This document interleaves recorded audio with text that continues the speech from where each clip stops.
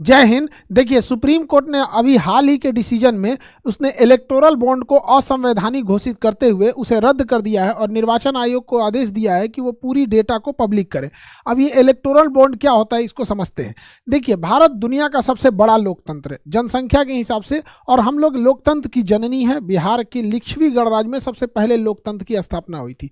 अब लोकतंत्र में होता है जनता की चुनी हुई सरकार आती है जो हर 5 सालों पर वोट देती है, लेकिन इस वोट को जीतने के लिए अलग अलग पार्टियों में होड़ लगी रहती है चुनाव को लेकर। अब इस चुनाव में बहुत ज़्यादा खर्च होते हैं और ये खर्च कई तरह से होते हैं। एक जो फ्रंट से दिखते हैं, जैसे हेलीकॉप्टर हो गया, रैली हो गई, तंबू, टेंट, समियाना, पता नहीं क्या क्या, लाइट बत्ती, ये सब लगाया जाता है, खाना पीना सब खिलाया जाता है।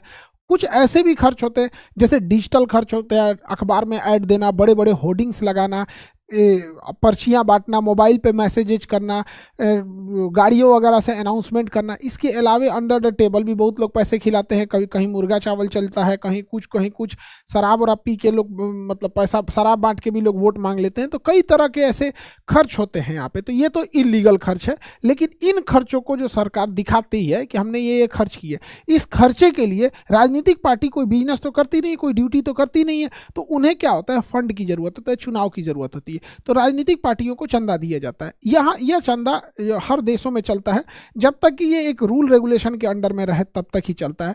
कोई आदमी है जिससे लगता है उसकी विचारधारा की पार्टी है, उसे पैसा दे देता है, किसी के पास ज़्यादा है किसी का कम, अपने हिसाब से फंड देते हैं और इसी फंड के हिसाब से वो अपने डेली के खर्च को निभाते करते हैं। जैसे देखते हैं किसी एक पार्टी वाला हेलीकॉप्टर से जाता होगा तो पार्टी फंड से ही सारे पैसे जाते होंगे, कोई चार्टर्ड प्लेन से जा रहा है, ये सारे पैसे पार्टी फंड से जाते हैं। तो पार्टी के पास फंड ज़्यादा रहता है। अब इसमें क्या होता था कि फंड में एक समस्या ये होती थी कि अगर कोई किसी को फंड देता था तो उसमें ब्लैक मनी बहुत ज़्यादा होता है। जैसे किसी के पास टैक्स का पैसा है, टैक्स नहीं दिया है, अब वो कैश ले जाके कहीं पे पार्टी में दे देता था, तो उसमें क्या होता था कि वो कैश का बहुत ट्रांजैक्शन ज़्यादा होने लगा। तो इसी को देखते हुए 2018 में इलेक्टोरल बॉन्ड लाया गया। इस इलेक्टोरल बॉन्ड के माध्यम से एसबीआई इलेक्टोरल बॉन्ड को जारी करती है। कोई भी व्यक्ति एसबीआई के कुछ फिक्स शाखाओं में जाके, ब्रांचेज में जाके इलेक्टोरल बॉन्ड खरीद सकता है। ये जो रसीद दिख रही है यही इलेक्टोरल बॉन्ड है। इस इलेक्टोरल बॉन्ड पे कुछ भी नहीं लिखा रहेगा कि कौन खरीदा है, किस पार्टी को देगा। जिसके पास ये आ गया, ये चलता फिरता डिमांड ड्राफ्ट की तरह है। यहाँ पर जैसे मोबाइल का रिचार्ज होता है ना, जो खुरुच लिया जिसके पास वो नंबर है, रिचार्ज करके निकल जाएगा, उसी तरह से ये भी था, एक तरह का कूपन था। जो खरीद लेगा इसको और राजनीतिक पार्टी को दे दीजिएगा, वो इसको कैश करा लेगा। किसके अकाउंट से आया, किसको गया, किसी को नहीं पता, बट एसबीआई को पता रहता था। यही था इलेक्टोरल बॉन्ड सिस्टम। इसमें इलेक्टोरल बॉन्ड जो थे, इसके यही हो गया आपका इलेक्टोरल बॉन्ड, यही एसबीआई ही जारी कर सकती थी। ये साल में हर 3 महीने पे जारी किया जाता था। 1 से 10 जनवरी के बीच में, 1 से 10 अप्रैल के बीच में, 1 से 10 जुलाई के बीच में, 1 से 10 अक्टूबर के बीच में। साल में हर 3-4 महीने पे 10-10 दिन के लिए इलेक्टोरल बॉन्ड के लिए खुलते थे शाखाएं एसबीआई में। कितने का इलेक्टोरल बॉन्ड ले सकते थे? 1000 का ले सकते थे, 10,000 का, 1 लाख का, 1 करोड़ का। अब जैसे किसी को 5 करोड़ का देना है तो 5 को बॉन्ड ले लेगा 1 करोड़ वाला, तो इस हिसाब से बॉन्ड ले सकता था। देखिए, 15 दिन के अंदर यह बॉन्ड जब वो खरीदता था तो उसके 15 दिन के अंदर, डेट जो रहता था उसका 15 दिन के अंदर, वो राजनीतिक पार्टी को दे देना होता था और राजनीतिक पार्टी अपनी अकाउंट में इसको कैश करा लेती थी। अगर 15 दिन क्रॉस हो गया तो ये पीएम केयर फंड में चल जाएगा। न पीएम केयर फंड का किसी को पता है कि कहाँ पैसा जाता है, कहाँ नहीं, सरकार किधर खर्च करती है। हालांकि सरकार अपने ऑडिट से बाहर रखी हुई पीएम केयर फंड को, और इस राजनीतिक पार्टी को भी नहीं पता चलता था। तो जैसे ये रूल आया तो इसमें एक चीज़ तो अच्छा था कि इसमें कोई भी व्यक्ति जो इलेक्टोरल बॉन्ड खरीदेगा उसे अपना आधार, पैन यानी केवाईसी देना होगा। तो केवल एसबीआई को पता रहेगा कि किस आदमी ने ये लिया है। कोई भी व्यक्ति अगर वो पैसा चंदा खरीद लेता है तो इलेक्टोरल बॉन्ड से दे देता है। इससे एक फ़ायदा था कि कोई व्यक्ति किसे चंदा दिया ये पता ही नहीं चलता था, बस उसे इलेक्टोरल बॉन्ड से दिखता था। लेकिन इसमें कुछ गड़बड़ी धीरे धीरे आने लगी। कई सारे इसके नियम कानून थे इलेक्टोरल बॉन्ड का। जब ये 2018 में आया तो 2022 तक, क्योंकि 2023 का आंकड़ा अभी सरकार ने दिया नहीं है इलेक्टोरल बॉन्ड का, तो जब से स्टार्ट हुआ यानी 2017-18 के फाइनेंशियल ईयर से, और 2021 2023 का डेटा अभी सरकार नहीं दी है। इस दौरान लगभग 9,000 करोड़ का चंदा आया है। ये इंडियन एक्सप्रेस के हिसाब से ये उसका डेटा है, इंडियन एक्सप्रेस का। तो 9,000 करोड़ का जो टोटल फंडिंग आई इलेक्टोरल बॉन्ड से, जिसमें सबसे ज्यादा फंडिंग बीजेपी की आई, अकेले लगभग 5,000 करोड़। सेकंड नंबर पे कांग्रेस थी, उसको लगभग 1,000 करोड़ के आसपास, 952 के आसपास आई। तृणमूल कांग्रेस आई 700-750 करोड़ के आसपास। तो ये तीन सबसे बड़ी पार्टियां थी। हालांकि अगर आप देखेंगे तो किसी भी समय में रूलिंग गवर्नमेंट को सबसे ज्यादा चंदा मिलता है। एक समय था 2004 से 2014 के बीच में सबसे ज्यादा चंदा कांग्रेस को मिला था। तो कहीं पे भी ये होता है, ये रूल रेगुलेशन, मतलब एक तरह का समझिए ट्रेंड है कि कहीं पे भी फंडिंग जो होती है वो रूलिंग गवर्नमेंट को मिलती है। जैसे अभी के टाइम पे रूलिंग गवर्नमेंट में बीजेपी, इसको चंदा ज्यादा मिला है। एक समय अगर कोई और पार्टी रूलिंग में आएगी तो उसे भी मिलेगा। लेकिन ये इतना पैसा इनके पास 5,000 करोड़, 950 करोड़, 750 करोड़, 650 करोड़, तो इतने पैसे किसने दिया ये कोई नहीं जान सकता था। और इन पार्टियों ने भी इस संशोधन का कोई विरोध नहीं किया क्योंकि सबको मिल रहा था। लेकिन उर्जित आर पटेल जो आरबीआई के गवर्नर थे, उन्होंने कहा था कि इससे ये एक तरह का समझ जाइए कि इससे ना मनी लॉन्ड्रिंग की समस्या उत्पन्न हो जाएगी। तो ये आरबीआई का कथन था, रिजर्व बैंक ऑफ इंडिया का। यहाँ पे एडीआर एक संगठन है, एसोसिएशन फॉर डेमोक्रेटिक रिफॉर्म। ये चुनाव में किस तरह से पारदर्शिता ला जाए उस पर यह काम करती है। उसने एक केस कर दिया सुप्रीम कोर्ट में कि इसकी गहन जांच हो जाए। वहीं निर्वाचन आयोग का भी कहना था कि इससे पारदर्शिता की कमी हो रही है, जनता को पता ही नहीं चल रहा है कि किस कंपनी ने किसे पैसा दिया। कई बार आरोप लगता है सरकार के ऊपर, हर सरकारों के ऊपर लगता है कि वो किसी एक कंपनी को प्रॉफिट दे रही है। तो कहीं ऐसा तो नहीं है कि उस कंपनी ने ज़्यादा चंदा दिया है, 10 रुपया चंदा दे के 10,000 का काम करा ले, क्योंकि सरकार अपने जेब से तो कोई काम करती नहीं हो, तो देश का पैसा होता है यहाँ पर।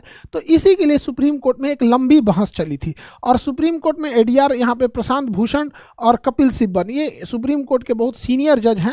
अमूमन देखेंगे कि गवर्नमेंट के जो भी केसेस वगैरह होते हैं वहाँ पे काफ़ी मतलब संवैधानिक, मतलब जो कोर्ट में है काफ़ी गवर्नमेंट के क्रिटिक भी रहे हैं ये लोग। तो एक लंबा केस चला यहाँ पर सुप्रीम कोर्ट में, और सुप्रीम कोर्ट के सामने दलीलें रखी गई कि आखिर इस इलेक्टोरल बॉन्ड से क्या क्या लॉसेज होते थे। तो देखिए, इसमें कुछ खामियां थी जिसे सुप्रीम कोर्ट ने समझा। इलेक्टोरल बॉन्ड में जो कंपनियां पहले क्या थी कि आप चंदा तभी दे सकते हैं, आपका जितना प्रॉफिट है उसके 7.5% से ज़्यादा आप चंदा नहीं दे सकते हैं। और हकीकत भी है कि भैया 7.5% कोई भी अपने प्रॉफिट का एक राजनीतिक पार्टी को चंदा दे दे, इससे ज़्यादा क्यों देगा। लेकिन इसमें कह दिया गया नहीं, आपको जितना मन है वो दे देना है। तो एक ये गड़बड़ थी कि भैया इतना काहे चंदा देंगे आप। दूसरा कि रेवेन्यू मतलब होता है कि टोटल आपने कितना सेल कर दिया, वो आपका प्रॉफिट नहीं होता है। रेवेन्यू जैसे कोई सब्जी वाला 100 रुपये बेचा तो 100 रुपये उसका रेवेन्यू है, 100 रुपये उसका प्रॉफिट नहीं है। तो पहले ये था कि रेवेन्यू का 10% ही आप चंदा दे सकते थे, इसमें कह दिया गया नहीं जितना मन दे दीजिए यहाँ पे। तो यहाँ तक तो समझ में आता है कि भैया हाँ प्रॉफिट में है, रेवेन्यू में है तो चंदा दे रहे हैं। हद तब हो गया जब इलेक्टोरल बॉन्ड के माध्यम से लॉस मेकिंग कंपनी भी चंदा देने लगी। अरे भैया तुम लॉस में हो, तुम क्यों चंदा दे रहे हो। तो बड़ा गचपच होने लगा यहाँ पर। तो गवर्नमेंट इस जब सुप्रीम कोर्ट के सामने ये बात रखी गई तो सुप्रीम कोर्ट ने इस पर बहुत सख्त टिप्पणी किया था यहाँ पर। इसके अलावा एक और चीज़ था कि पहले भारत में कोई भी विदेश से चंदा नहीं दे सकता था।